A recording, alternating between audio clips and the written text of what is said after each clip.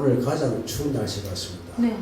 정신없을 정도로 특히 우리 아파트는 볼바람이 너무나 세가지고 마치 날아가는 듯한 느낌을 받았는데 이게 빌딩이 좋은 건 아니더라고요. 아그리 골짜기인데 빌딩도 뭐 세 있으니까 그 바람이 어마어마합니다. 체험하실 분은 오시면은 체험할 수 있도록 해드리겠고요. 우리 또 백집사님이 또 몸이 안 좋으셔가지고 보지 못하니 참 마음 한 곳에 핑한 듯한 느낌이 있는데 우리 은사의 마음 어떨까라고 생각하니 한때 제 집사람이 못 나올 때 그 마음과 동명상련이 아닐까라고 생각해 봅니다. 어떤 분이 책을 지었는데 나태주시라고 아시죠? 네. 그분이 책을 지었는데 제목을 자기가 짓지 아니하고 그 함께 참여한 모든 사람들에게 제목을 한번 짓자라고 권유를 했답니다.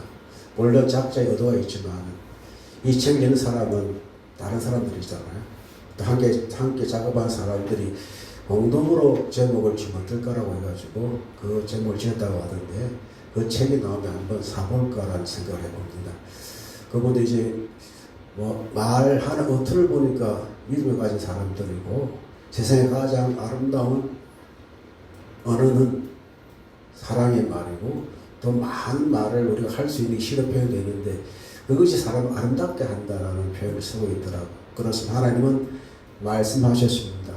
그 말씀 우리를 아름답게 만드는데 그 말하고서는 우리가 사람 아름답게 만드는 말씀의 도구로 사용되어지기를 축복합니다. 자, 그래서 오늘 제가 말씀을 여호와께서 말씀하시되 라고 정해보려고 했는데 여하튼 그래서 설교 주제가 있어야 여러분이 따라올 수 있기 때문에 주제를 분리와 회복으로 완성되는 그룹으로 잡아보았습니다. 자, 그렇다면 오늘 말씀을 들어가 보면은 민수기 5장 모두 31절로 구성되어 있습니다. 두 가지 주제가 있는데 첫 번째는 1절과 10절까지입니다. 이스라엘 공동체가 가나안 땅으로 행진을 앞두고 이제 내실을 기하는 장면이 기록되어 있습니다. 또 하나님은 군사주적뿐 아니라 예배적 주도 만드시고 또한 거룩함과 공의와 영적 질서를 요구하시는 말씀이 1절에서 10절까지의 기록으로 되어 있고요. 또 11절에서 31절까지는 내용이 조금 거시기합니다. 그래서 참 설교를 할 내용일까라는 생각이 들지만 그 주의 말씀이기 때문에 이게 실제적인 문제이기 때문에 가장 독특하고 당혹스럽게 느낄 정도로 의심의 법으로 드러나지 않는 의심을 다루고 있습니다. 저 부부간의 의심의 문제인데 부부 사이 신뢰가 깨어졌을 때 인간의 법으로 해결할 수 없는 영역을 하나님께서 직접 판결하시는 그 기록이 담겨 있고요. 이는 단순히 여성을 시험한 절차가 아닌 가정의 정결과 공동체의 신뢰를 지키시는 하나님의 세심한 배를 담고 있다는 내용이 11절에서 31절까지의 말씀입니다. 먼저 오늘 5절은 1절에서 10절까지 말씀 먼저 살피고 5절은 우리 박혜수 집사 음식 예배 때 함께 살펴보려고 합니다. 부담되시죠? 의심하면 혼납니다. 실패입니다. 자, 보겠습니다. 이제 말씀을 묵상해 보면서 참 민수기가 어렵구나라는 사실을 다시 한번 느껴졌습니다. 우리가 이제 드러난 설교는 재미있는 설교, 역동적인 설교, 마음에 와닿는 설교가 있잖아요. 좀 듣기 좋은 설교랄까, 또 은혜가 될 설교가 여러 가지 측면들이 있는데 특히 민수기나 레위기나 모세오경은 진짜 정갈하게 인생의 흠을 드러내요. 왜 제사가 필요한지, 왜 예배가 필요한지, 왜 하나님께 제사를 짐승을 주게 드려야 하는지, 인간의 죄가 얼마나 참혹한지를 기록하고 있고, 또 인간의 죄는 여러 가지가 있는데 그 죄가 얼마나 사람 보기에 어처구니 없는 가장 가까운 사람이 일어난 범죄도 있고, 사실 우리는 가까운 사람과 범죄를 많이 하잖아요. 그렇죠? 같은 진영 안에 있는 사람, 대한민국 사람을 가장 많이 죽이는 사람이 대한민국 사람입니다.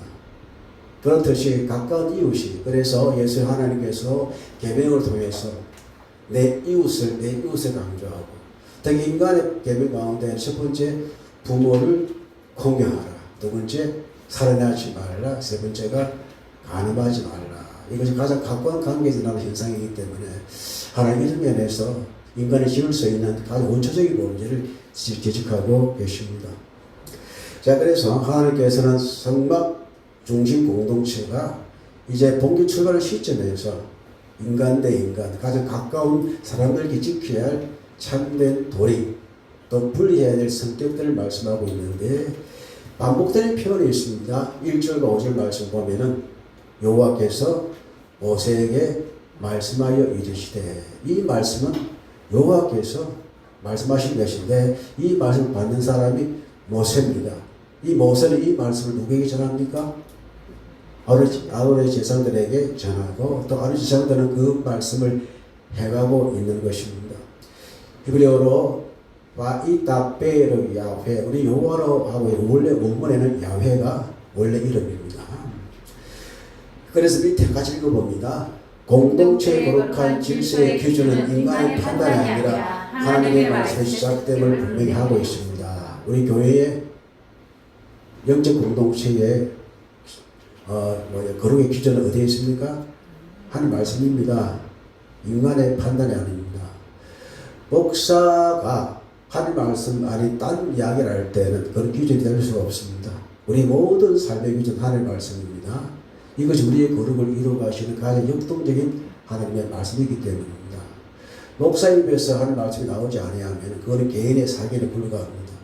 그렇게 김재현 목사님이 이제 지난번 우리 집에 오셔가지고 이렇게 설교를 하니까, 목사님은 모든 설교를 교회하고 공유합니까라고 묻더라고요. 저는 공유합니다라고 말씀드렸습니다. 이렇게 이제 하는 교회가 없는 모양이더라고요. 딱딱 띄워가지고 이제 아직 원문에 나타난 말씀을 이렇게 하는 게 이런 교회가 없기 때문에, 당신께서도 이제 어떤 교회 가서 예배드리 볼 때에 이제 그 젊은 목사님들은 보다 성에 가깝게 설교하려는 의지가 있고, 이미 지나간 세대 목사님은 주의야, 와라, 이씨가 일어나십시오, 장품 받아라, 그렇게 하잖아요. 이런 것들 참 많았잖아요. 그래서 하나님 말씀이 아니면 거룩이 아닙니다. 아무리 인간의 생각이 고상하다 하더라도, 나태주 시인의 그 말 아름답다 하더라도, 사람이 이제 엄밀히 뛰어난 사람들의 말이 그렇게 사람의 마음을 감동시키다 하더라도, 하나님의 말씀은 거룩한 우리의 마음을 감동시킵니다. 그래서 디모데 후서 3장 말씀에 하나님의 말씀은 무엇으로 된 것으로? 하나님의 감동으로 태었다. 이것이 성령의 감동, 영감이 되는 것입니다. 그렇게 여러분의 판단의 기준, 교회의 판단의 기준, 오직 하나님의 말씀이어야 됩니다. 바이 다베르 야훼. 이것이 우리의 판단 기준이기 축복합니다. 예. 양산교회 있을 때인데, 남자분은 고등학교 선생입니다. 여자분은 또 이제 아래 되시는데, 오랫동안 기억이 아주 생생합니다. 그 남편분이 교사인데, 교사인데 이제 뭐랄까요, 축제하면서 이걸 쳤다, 이렇게. 이거 뭔지 아십니까? 죽어도. 이걸 쳤대요. 그때 그게 그 당시에 그때 약간 좀 안 좋은 얘기이기 때문에, 그때 부부가 싸웠대요. 싸워가지고, 한 명 남편이 나오면 아내가 안 나오고, 아내가 나오면 남자가 안 나오고, 이런 현상이 있었는데, 어느 날, 이제 그 목사님이 외자 일의 목사님인데, 그 목사님 설교하는데, 이제 그 남자는 여자는 남자에게 순종하라. 이 말씀 설교하니까, 남이 되는 거니 아내에게, 봐라, 하나님께 이렇게 말씀하지 않아. 니 나한테 순종 안 하고. 이것 때문에 싸우더라고요. 자의적 해석이지 않습니까? 이게 문제가 되는 것이죠. 그래서 모든 것이 하나님 말씀이 아닌 자의적인 해석, 자기 위라대로 해석하면 안 됩니다. 하나님 말씀은 살아있습니다. 내 양심을 찢어 회개하면 안 돼. 그 말씀 받아야만 해. 아비라면 주여, 내 죄가 내 앞에 있습니다. 더욱더 우리가 죄를 깨달을 때에 우리의 거룩이 하나님 이루시고자 하는 거룩이 되는 줄로 믿습니다. 그것이 우리의 모든 삶의 판단은 하나님의 말씀, 바이다베라는 말씀이 되어져야 합니다. 자, 오늘 2절 말씀에는 주님께서 하신 말씀의 첫 번째 명령이 무엇입니까? 읽어보겠습니다. 이스라엘 자손이 명령하여 모든 남용한 자와 미술적에 있는 자와 죽음으로 부정하게 된 자를 다 징령 밖으로 내보내라는 말씀입니다. 부정하게 된 자들 징령 밖으로 내보내라고 말씀을 하십니다. 부정하다는 말은 탐해인데 이 탐해는 도덕적인 죄뿐 아니라 하늘과의 관계의 단절, 또 예배적 단절 상태, 그리고 이생에 따른 정결과 하나님의 임재가 어긋난 상태를 의미하는 여러 가지 의미가 다 담겨 있습니다. 탐해라는 단어가 가운데 더럽다, 부정하다 다 담겨 있습니다. 여기에는 무엇과 연관이 있을까요? 이 병이 어떤 병들입니까? 정결의 문제입니다. 정결. 그렇기에 이 이제 병으로 말미암아 더럽게 된 탐해된 사람들 어디로 진영 밖으로 내보내라. 여러분 아프시면 어디 갑니까? 병원에 가잖아요. 입원시키죠. 이게 분리입니다. 분리. 정결 때문에 분리시키는 것인데, 자 진영 밖으로 내보내야 될 이들은 세 부류가 있습니다. 첫째가 나병 환자입니다. 두 번째가 유출증 환자입니다. 세 번째가 죽음으로 부정된 자들. 이 세 부류의 사람은 다 어디로 진정 밖으로 나가버리고 나가버려라 이렇게 말씀을 하십니다. 자 그렇다면 나병 환자는 누구이며 무엇이며 유출증 환자는 어떤 병이며 또한 증으로 부정된 사람이 어떤 부류인지 알아야 되지 않겠습니까? 첫째 나병 문둥병 환자입니다. 자 성경에 나병으로 번역된 즉 문둥병으로 번역된 히브리어는 차라아트라고 합니다. 차라아트는 차라라는 단어에서 온 단어인데 죄와 더러움 가로 열고 부정함 이 개념과 연관시켜서 지독한 피부병을 가리킬 때 사용되었습니다. 그리고 히브리어 차라아트는 몹시 괴롭다라는 뜻. 예를 들면은 나만 장군이 그랬잖아요. 문둥병 환자였잖아요. 나병 환자였잖아요. 이렇게 이제 이런 측면을 말하는데, 자 몹시 괴롭음의 차라에 반사된 말 심한 발진성 피부염에 감염되었다거나 알았던 흔적이 있는 사람. 그리고 이 병은요 사람뿐만 아니라 그 가구나 집이나 이런 것들도 생기는 부식 현상이나 곰팡이도 차라트 이 나병의 분류에 포함되어 있습니다. 그래서 사람 물려나고 입었던 옷도 그 집에 사는 집도 다 차라트 나병에 다 분류되었던 것입니다. 그래서 이것은 레위기 13장 14절 우리가 다 배웠습니다. 기억은 안 나시죠? 다 다루었던 본문입니다. 그래서 치유와 정결로는 의학적 치료가 아니라 제사장에서 청결 판정을 받아야 내가 노임을 받았다고 하며 뛰어올 수가 있었습니다. 그게 이제 의학적인 치료는 이제 시간을 가면서 이 병이 낫게 되어질 때에는 어떻게 해요? 제사장이 보고 확인한 후에 들어오게 만드는 이것이 필요한 것이고, 여러분 우리 소록도에 가면 나병 환자가 많잖아요. 그리고 우리는 어떤 병이라고 합니까? 한센병이라고 합니다. 이 병과는 차이가 있습니다. 우리가 성경으로 이제 나타나는 이 차라트와 한센병은 차이가 있는 병입니다. 나병의 분류에 한센병이 있고 또 이와 같은 병이 있는데, 한센병은 치료가 되지만 나병은요 제사장의 치료가 아닌 시간이 지나면서 정결을 선포할 때에 나병에서 노임을 받는 것입니다. 현대의학에서 말하고 있는 한센, 즉 나병은 말초신경계 손상으로 감각이 무너진 것이 특징입니다. 그러나 성경의 차라트는 차이를 보이고 있다라고 여러분 아시면 됩니다.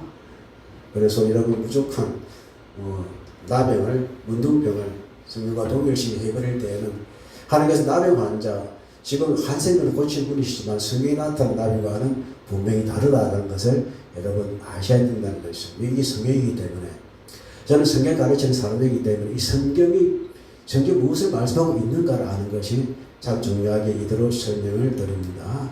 그리고 유출증 환자입니다. 레위기 15장에 잘 기록되어 있는데, 자, 유출증 히브리어로 주라는 단어입니다. 걸어다, 흘러나오다, 솟아나오다인데요. 몸에서 비정상적으로 계속 흘러나오는 분비물을 가리키는 정상이 되는 것입니다. 유출증 하면 저는 누굴 생각합니까? 남자입니까? 여자입니까? 여자라고 생각하죠. 네. 남자도 유출증 환자가 있습니다. 레위기 15장 1절에서 15절까지 말씀인데요. 비정상적 생식기 분비물을 가리키는 정상이다. 현대의학으로는요 어떻게 해요? 만성, 요도형, 성병, 고름성 등등과 같은 어찌 보면 성병이라고 보시면 됩니다. 남자의 유출증은요. 그래서 그 기준에 앉았던 자리, 그 사람이 앉았던 자리나 물건 쫓아간 모든 사람이 다 부정하게 된다. 이것은 전염이 되는 병이기 때문에 이렇게 맞았던 것으로 보입니다. 그러나 성경은 이 유출증을 어떻게 보고 있습니까? 의학적 부분이 아니라 정결에 초점을 맞추고 있다라고 여러분 정확하게 보시면 그렇게 알게 되는 것입니다. 그리고 여전히 유출증이 있습니다. 레위기 15장 25절 30까지 말씀인데 정상적인 월경 기간입니다. 생식 기간이잖아. 그 월경 기간은 7일인데 그걸 너무 오랫동안 지속되거나 불규칙한 출혈을 말하는데 예를 들면 12년 동안 혈류를 앓은 여인이 이와 같은 병에 그 혈류의 근원이 마르다라는 말씀이 있잖아요. 그래서 유출증 환자는요 혈류라고 부르는데 남자도 있었고 여자도 있었다. 뭐가 연관되어 있습니까? 성과 연관되어 있습니다. 사람의 가장 더러워지는 게 무엇입니까? 왜 가정이 파괴되었습니까? 부부간에 가장 지켜야 될 정결이 무엇입니까? 다 깨어졌잖아요. 고향도 마찬가지입니다. 가정의 가장 큰 문제가 이런 문제인데 이게 지키지 못하여지니까 깨어지는 것입니다. 그와 같이 남자 여자든 유출 환자를 어떻게 해요? 진영 밖으로 분리해라 라고 말씀하시고 시간이 지나면 다시 제사장의 확인을 가지고 돌아오게 만드는 그 일을 하나님께서 법으로 정하신 내용이 되는 것입니다. 세 번째로 죽음입니다. 죽음하면은 모트라는 히브리어가 따로 있는데 원문에는 네펫이라고 되어 있습니다. 죽음으로 부정한 이 죽음이 모트가 아니라 네펫이라고 되어 있는데 네펫의 원 뜻은 무엇입니까? 숨쉬는 존재, 영혼, 생명입니다. 그래서 하나님이 사람을 지으셨다. 그 코에 생기를 불어넣으시니 생이 되었다. 이 생명이 네펫이 숨쉬는 존재라는 뜻이고 생명이 있다. 이런 뜻이 되는데 그래서 네펫은 단어가 이 원래가 아니라 어떻게 해요? 죽음으로 표현되고 있습니다. 반응법입니다. 무엇입니까? 죽은 자는요 영혼이 떠난 자다. 그래서 죽었다라는 표현으로 그렇게 말하고 원래는 살아있는 자에서나 때가 된 죽었다. 이것은요 죽음 두 가지가 있지 않습니까? 하나님을 떠난 죽음이 있고 육신에서 영혼이 떠난 죽음이 있습니다. 이것을 의미합니다. 그래서 이것은 시체에 접수된 자가 부정하다고 하는 개념인데 자 이것을 봅시다. 남의 환자가 부정했잖아요. 네. 그렇죠? 유증 환자가 부정했잖아요. 그런데 남의 유증 환자가 나중에 결과는 어떻게 될까요? 병이 나지 아니하면은 죽음을 이르게 되어집니다.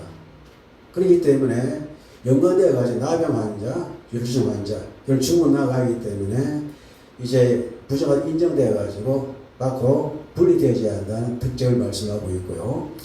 그리고 단순히 시체를 가까이 했다고 부정하자 이렇게 말하는 것이 또 하나의 어떤 또 뭐랄까요 오해가 되기 쉽기 때문에 이것은 이제 우리 그 이스라엘의 하나의 그 율법상 제의적인 측면에서 제사성 사망이잖아요. 사실 여러분 이스라엘에는 이 남의 환자가 하나님의 벌이었습니다. 대표적인 누가 당했습니까? 대표적으로 모세의 누이 미리암이 남의 환자가 되었잖아요. 두 번째 여러분 잘 아시는 게하시 남의 환자가 되었잖아요. 그러니까 하나님의 말씀이 다르지 않아 분리된 우리 더럽히다 타멸한 뜻이 무엇이요? 주와의 관계없는 잘못된 삶을 사람을 그렇게 말씀하고 있기 때문에 그리고 위생상 시체는 시간이 경과할수록 부패합니다. 나사로가 죽은 지 나흘 만에 다시 살아났잖아요. 그때 나사로한테 가자 하니까 사람들이 죽은 지 나흘이나 돼요. 썩어서 냄새가 납니다. 그렇게 말하지만 주님께서 나사로야 나오더라고 말씀을 하셨습니다. 그래서 시체를 가까이 하면은 시독이 있잖아, 시독. 시독은 병들어 하기 때문에 죽은 사람 항상 어디를 모십니까? 화장하든지 매장에서 이제 그 위생상 이제 분리하는 것이 원칙인데 그래서 특히 제사장들은 죽음을 만져서는 안 될 존재인데 그것이 이제 레위기 21장 1절 말씀을 같이 읽어봅니다. 여호와께서 모세에게 이르시되 아론의 자손 지상들에게 말하 이르라 그의 백성 중에서 시체를 죽은 자를 만짐으로 말미암아 스스로 더럽히지 말려니와. 그러니 죽은 자를 만지는 것이 부정하다. 이것은 하나님의 말씀입니다. 그러니 어디로요? 진영 밖으로 내보내라라고 말씀을 하신 겁니다. 잠깐만요.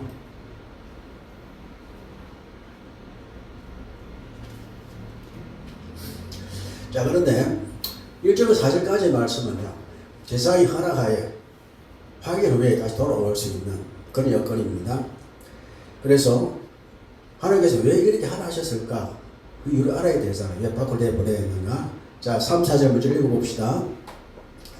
남녀를 막론하고 진영과 가운데 보내어 그들의 진영을 더럽게 하지 말라. 내가 그 진영 가운데 거하리라 하시되 이스라엘 자손이 그같이 행하여 그들을 진영 밖으로 내보냈으니 그 여호와께서 모세에게 이르신 대로 이스라엘 자손이 행하였더라. 그 이유는 하나님께서 어디에 계신다? 진영에 계시기 때문에, 하나님의 거룩하시기 때문에 라고 이유를 밝혀놓고 있습니다. 진영 밖으로 내보내는 이유는 진영 가운데에는 거룩하신 하나님이 계시기 때문이고, 하나님은 모든 죄와 탐의 부정과 중과는 상관이 없신 분이십니다. 예수님 죽지 않고 다시 사셨습니다. 또한 예수님께서는 죽음과 여러 가지 부정과 더러운 것에 상하는 분이기 때문에 주님이 진영 가운데 계시면은요, 이와 부정한 것은 진영 밖으로 나올 수밖에 없는 것입니다.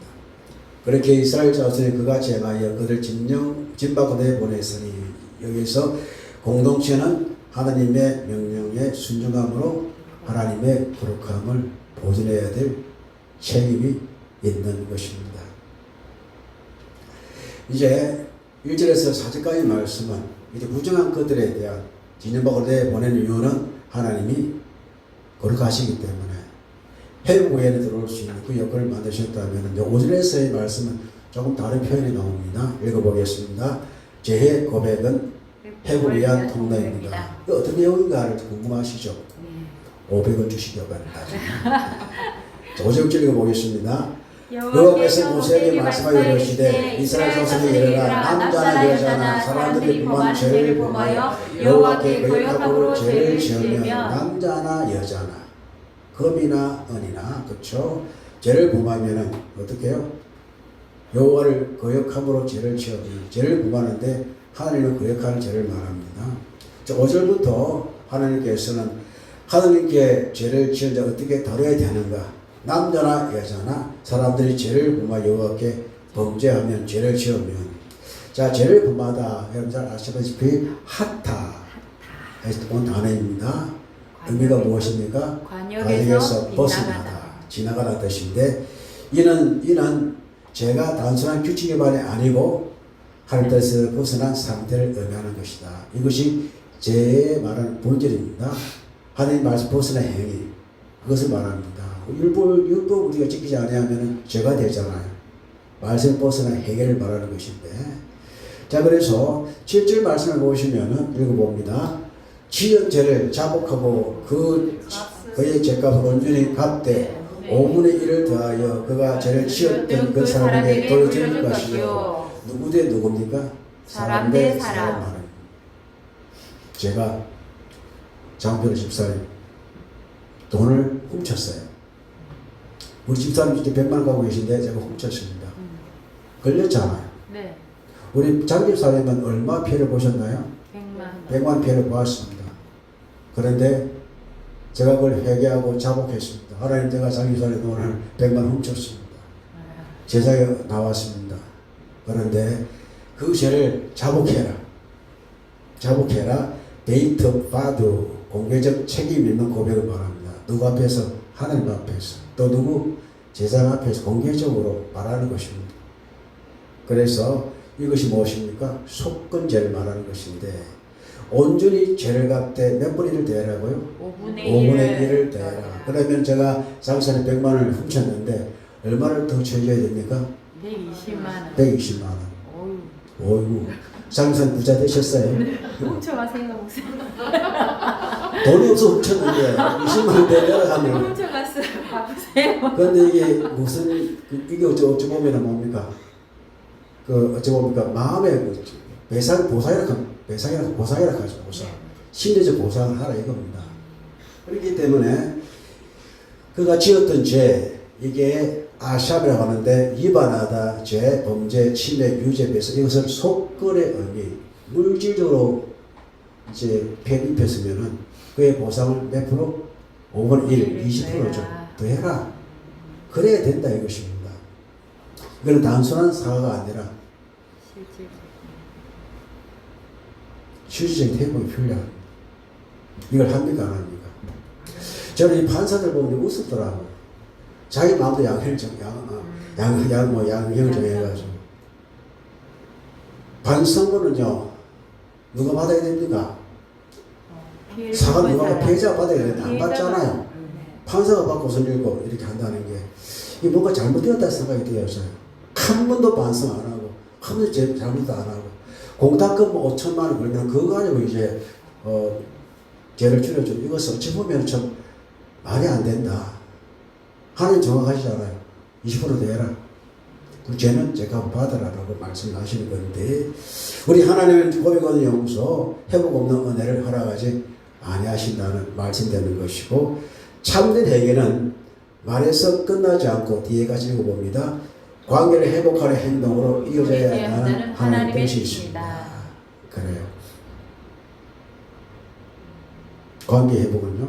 주님과의 관계 회복이 끝난 것이 아니라 사람과의 관계도 회복되어져야 됩니다. 우리 집에 가면은 이제 남자가 잘못만 하면 여자가 잘못을 많이 합니까? 남자가. 그러니까 나중에는 자자로 이렇게 그렇게 하면 뭔가 하려고 그러잖아요. 그게 필요합니다. 필요. 우리 뭐 배집사님 돈 많이 뺏겼습니까? 그래서 이제 그런 문제로 이제 해결하라는 것입니다. 회복이 되잖아요. 사실 우리는요, 좀 착각하는 게, 하나님 앞에 회개하면 다 됐다. 아닙니다. 저녁에는요, 사람과의 관계 회복해야 되는 거예요. 그게 참된 회개라고 말씀을 하는데, 야 자존심 때문에 회개 안 하잖아요. 축으로 회개 안 합니다. 그럴 수도 있지. 그럴 수도 있지라고 이야기합니다. 야, 그거 가지고 그러나 실수할 수가 있지.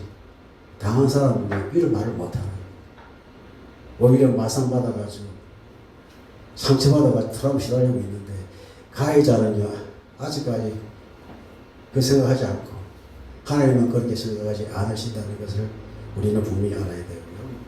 그리고 8절에서 10절까지 말씀을 보시면은 읽어봅니다. 만일 죄값을 받을 만한 친척이 없으면 그 죄값을 여호와께 드려서 제사에게 돌릴 것이니 이는 그를 위하여 속죄할 속죄의 순양함과 함께 돌릴 것이라. 이스라엘 자손이 그대로 제사장에게 가진 모든 수고는 그의 것이 될 것이라. 각 사람이 구별한 물건을 그의 것이 되나니 누구든지 제사에게 주는 것은 그의 것이 되느니라. 기억나십니까? 요제가 있고 거제가 있잖아요. 거제를 갖고 누구 겁니까? 하나님께 드린 것인데 그거는 그 제사를 드리는 누구의 것입니까? 제사의 것이. 제가 한번 제사하면은 어떻게 해요? 제 것이 되는 것입니다. 그러나 그 누구에게 속했습니까? 하나님께 속했습니다. 자, 그렇기 때문에 자, 제값을 줘야 되는데 5분의 1을 대야 되잖아요. 근데 받아갈 친척이 없어요. 그래서 누구에게 돌려라? 여호와께 돌려라. 이 말씀 되는 것입니다. 그 이유는 무엇입니까? 8, 9절 다시 보시면은 매우 독특한 규정이 있는데 만일 피해자가 없거나 이미 죽었다면 배상금은 제사장에게 돌려라. 그 속건 전부는 여호와께 속히기 때문에 여호와께 속해라. 라 야훼 또는 라 아도나이. 우리는 야훼라고 지금 쓰고 있잖아요. 네.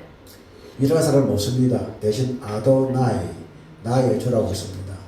제 친구 이제 의학자는 교수가 있는데 언어 가르치거든요. 저는 아이한테 야훼라고 가르치는데 라 아도나이라고 쓰더라고요. 아마 히브리에 전무했기 때문에 아마 그런 거룩성을 더욱더 생각하는 모양입니다. 그래서 회복의 최종 목적지는 사람이 아니라 누구라? 하나님이시다. 죄가 하나님께 대한 것이었기 때문에 회복 또한 하나님께 향해야 된다는 의미가 여기에 담겨 있습니다. 그리고 10절 읽어봅니다. 각 사람이 구별한 물건은 그의 것이 되라니. 누구의 것입니까? 그의 것이? 하나님께 속한 제사가 옷이 된다라고 말씀합니다. 자, 거룩한 것은 결코 사라지지 않는다. 하나님의 질서 안에서 다시 주인의 자리를 찾게 되는데, 또한 거룩한 것은 빼앗기는 것이 아니라 지켜지는 것이고, 회복은 공체 전체를 살리는 하나님의 질서이며, 거룩은 배제가 아니라 회복이다 라고 말씀을 하십니다. 내보낸 이유가 무엇입니까? 회복을 전제로 한 거룩입니다. 하나님께서 배전 끝나지 아니하시고 다시 회복시키십니다. 이게 회개입니다. 회개에서 회복시키시고, 여러 가지 질병과 여러 가지 사람의 마음의 어떤 상처와 물질의 그 모든 것을 회복시키는 분이 하나님이십니다. 저희들 철저히 배척하시고 회복에 대해서는 적극적으로 이어가시는 분이 하나님이 되십니다. 자, 그렇다면 이제 마지막 말씀 만판에 새겨봅시다. 자, 민수기 5장 1절 10절을 읽었습니다. 첫 번째가 무엇입니까? 공동체를 베푸는 죄는 용납되어서는 안 되며 하나님은 거룩을 가볍게 여기지 않습니다. 자, 1절, 2절, 3절 말씀에서 이게 부정하다 그랬잖아요. 부정은 거룩을 해치는 행위가 되는 것입니다. 이것은 용납되어서는 안 되고 하나님 이걸 결코 가볍게 여기지 아니하십니다. 여러분, 죄에 대해서 민감하시고 축복합니다. 우리가 여기에 너무 둔감하거나 익숙해버리면 죄가 죄인지 모릅니다. 다윗이 그랬잖아요. 내가 해왔던 모든 행위가 그동안 사람이 인정받는 행위라면 다 맞다 하는데 아닙니다. 하나님은 알고 듣고 보고 계십니다. 익숙하기 때문에 범했던 죄를 회개할 수 있는 주님께서 결코 그것을 용납하지 아니하시고 하나님의 거룩을 업신여기는 거기에 대해서 가볍게 보지 않는다는 말씀되는 것이고, 또 하나님은 읽어봅니다. 죄를 제가기보다는 자복과 책임을 공개해서 다시 살리시기 원합니다. 회복시키십니다. 분리시키시고 회복시키십니다. 죄로 끝나지 아니하고 다시 책임을 도망치 않게 지게 하시는 분이 우리 하나님이 되시고, 그것이 하나님의 기쁨이 되는 것입니다. 그리고 다음 읽어봅니다. 거룩은 단절로 끝나지 않고 고백과 책임을 통해 회복으로 완성됩니다. 고백과 뭘 통해서? 책임입니다. 고백이 무엇입니까? 이제 책임지겠다는 것입니다. 그걸 통해서 회복으로 완성되어지는 것입니다. 모든 관계 회복은요, 내가 지금 다하지 못한 일에서 발생하는 것이고, 그렇기 때문에 우리는 고백해야 되고, 또 회복을 위하여 더욱더 완성으로 나아가는 존재가 되어져야 됩니다. 마지막 읽어봅니다. 거룩한 공동체는 완벽한 사람이 아니라 회개할 줄 아는 사람들로 세워지는 것이다. 우리 한생교회 회개 능력이 있는, 회개 영을 받는 사람이 모이는 교회가 되길 축복합니다. 우리의 삶에 부정한 것이 너무나 많습니다. 부정한 생각, 부족한 입술, 부정한 행위가, 그러나 하나님 앞에서는 숨길 수가 없습니다. 그것은 우리의 삶의 진영 밖으로 내보내기를 축복합니다. 내보내야 됩니다. 그래야 회복이 되어집니다. 우리의 마음에 있는 더러운 물을 버려야죠. 다시 새 물을 채울 수 있듯이. 그게 필요합니다. 그 과정이 무엇입니까? 회개입니다. 자복입니다. 다시 내가 믿는 자로서의 책임지겠다는, 그걸 통해서 교회라는 공동체가 있고, 가정의 공동체가 있고, 나라의 공동체가 있습니다. 책임지겠다는 것을 우리는 다시 돌아와야 되고, 그러기 위해서는 우리는 회개할 수 있는 사람이 모이는 교회가 되어져야 되고, 또 가정이 되어져야 되고, 또 우리나라에도 회개할 사람이 너무 많습니다. 회개해야 됩니다. 그래 나라가 다시 아름다운 공동체가 되는 줄로 믿습니다. 주신 말씀 생각하시면서 마음